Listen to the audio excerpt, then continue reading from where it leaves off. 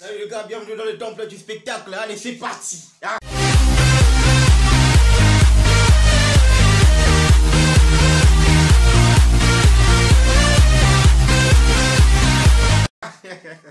Il y a eu du spectacle ce soir, cet après-midi, sur les pelouses anglaises, sur les pelouses de la Barclays English Premier League. Hier, il y en a eu, mais malheureusement, il y a une équipe qui n'a plus d'âme. Il y a une équipe qui n'a plus d'âme, et cette équipe-là, c'est Chelsea.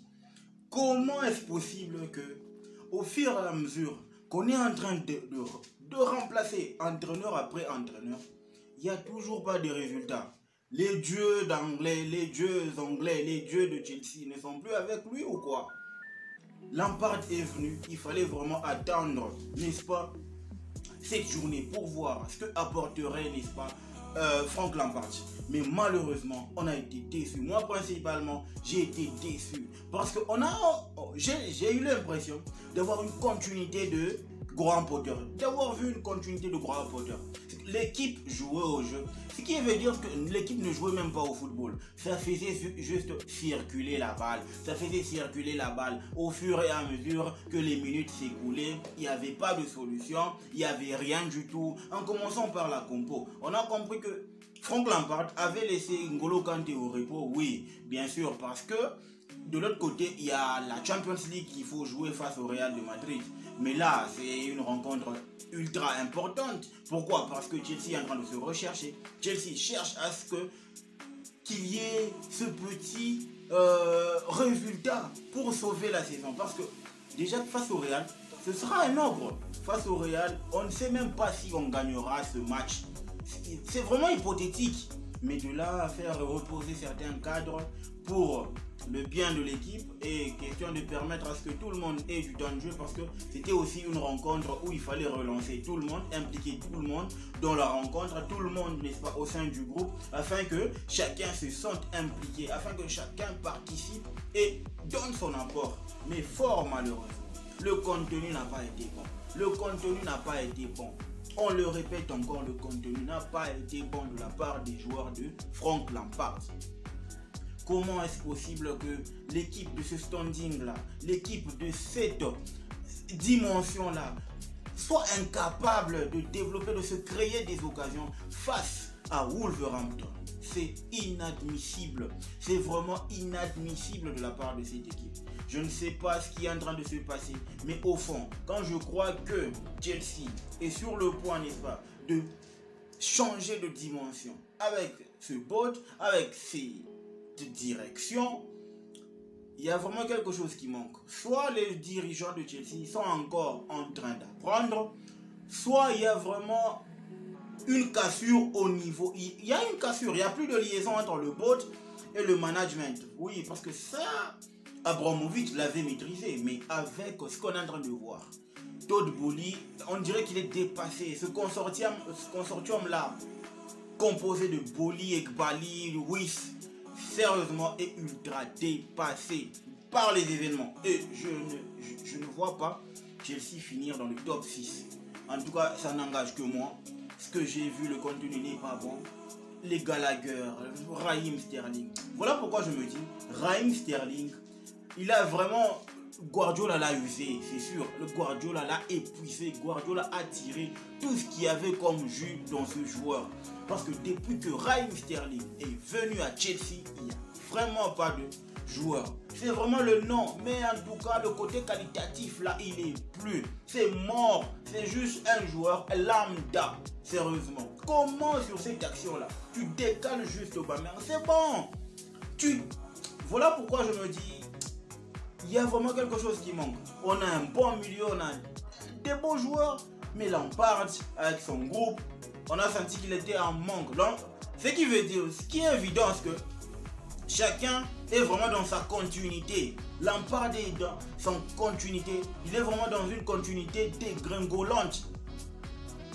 De par ses résultats de Everton jusqu'à ce qu'il ait, n'est-ce pas, raflé ce poste. Il y a toujours cette continuité de mauvais résultats, mauvaises décisions, mauvaises performances de la part de Frankie. Sérieusement. Dieu merci, il est là que pour sauver la saison. Mais à l'allure où vont les choses, il n'est pas là pour sauver la saison. Il est là pour nous clouer. Il est là pour nous déplumer complètement. Parce que, sérieusement, j'ai mal pour mon club. J'ai mal. Sérieusement, ces gars, ils sont incapables. Je suis en train de voir. J'entrevois. Regarde, imaginez un peu la rencontre face au Real de Madrid. Comment est-ce que ça va être cette rencontre-là? Déjà que le Real a lancé un message fort. En 2 matchs, Cabeno-Ev, c'est 6 buts. En 2 matchs, le Real, c'est 10 buts. Mais Chelsea, en 2 matchs, c'est 0 but. Est-ce que vous voyez cette équipe de Chelsea faire un exploit face au Real? L'an passé, on pouvait se targuer pour dire non, voilà, on va les rivaliser avec ce Real-là au Santiago Bernabéu. Mais là, je dis que Dieu nous aide parce que sérieusement, si on ne ramasse pas, on ne se prend pas une fessée correctionnelle qui plus est, sérieusement, ça va saigner de ce côté-là. Il n'y a plus d'âme dans cette équipe de Chelsea. Il n'y a pas. On va débriefer quoi? Il n'y a pas de contenu. Hein?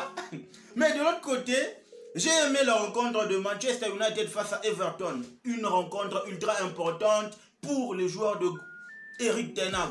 Sérieusement, depuis le départ de Cristiano Ronaldo, je pense que Erik ten Hag a su maîtriser son groupe, a su maîtriser, n'est-ce pas, son sujet. Il est en train de mettre un plan en place, de mettre un projet en place qui va permettre à Manchester United de retrouver son lustre d'antan, de retrouver son histoire. Oui, Erik ten Hag, déjà que c'est un Guardiola néerlandais. Il sait ce qu'il veut et il a de l'intelligence pour aller au bout. Et moi, je pense que cette équipe de United, elle est bien partie pour finir dans le top 3 parce que le top 2, c'est mort.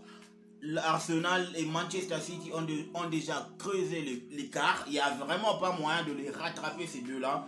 Ils sont en train de faire leur course à eux.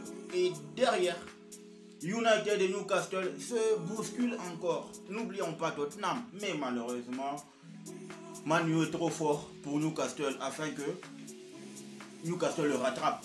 Ce sera vraiment impossible de voir ces deux clubs rattraper Manchester United. Parce que sérieusement, ce qui est en train de se faire, qui est en train de se dessiner, je pense que United est en train de faire fort. Parce que déjà, lors de la rencontre d'aujourd'hui, on a vu que cette équipe commence à être soudée. C'est vrai, il y a eu une cassure depuis 2 ou 3 matchs, mais là, le groupe il est solide, hein. Le groupe s'est retrouvé, le groupe s'est remobilisé pour avoir des résultats. Et c'est ce qu'on aime, c'est ce qu'on aime voir. Erik ten Hag, c'est pas un culte pour Erik ten Hag, mais il maîtrise bien son sujet. On sent que de l'autre côté, il y a quand même quelqu'un qui est en train de réfléchir. On sent que de l'autre côté, il y a quand même quelqu'un qui a vraiment l'impact sur son groupe. Et il sait ce qu'il veut. C'est Erik ten Hag. Antoine, mais le seul bémol que j'ai, c'est que le maître a joué.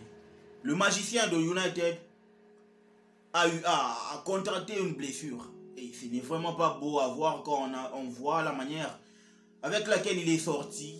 Marcus Rashford, je doute fort qu'il revienne durant 2 ou 3 semaines parce que cette blessure-là, c'est minimum 1 mois. Minimum 1 mois. Alors on se demande comment est-ce que United va s'en sortir en l'absence, n'est-ce pas, de sa vedette, en l'absence, n'est-ce pas, du maître à jouer, Marcus Rashford.